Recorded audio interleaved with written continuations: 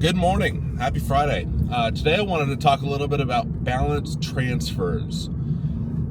You know what balance transfers are, right? They're these things that basically allow you to refinance your credit debt, whatever debts you have, you can consolidate and then basically put it all under one low or no interest term loan, basically. So an example of one is one I took out a few years ago to finally get rid of the last of my credit card and my student loan debt. So basically I had about $6,000 left and I had good credit, so Discover was basically like, okay, we'll give you 2 years, no interest to pay the rest of it off.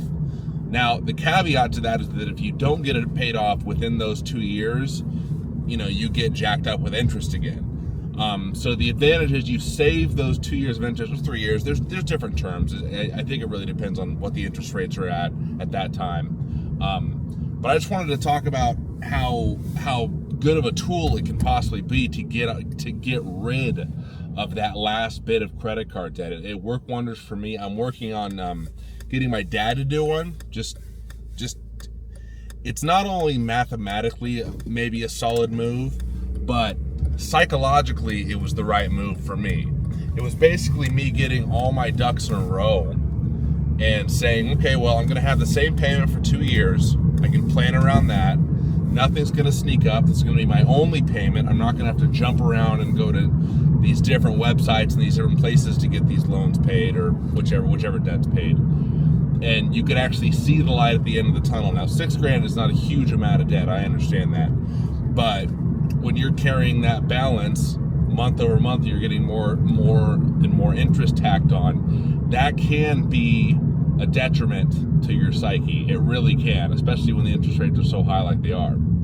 Now, putting it all under one balance transfer loan, there is the caveat of, if you don't pay it off, you get dinged by that interest charge on the back end. There's also typically a balance transfer fee.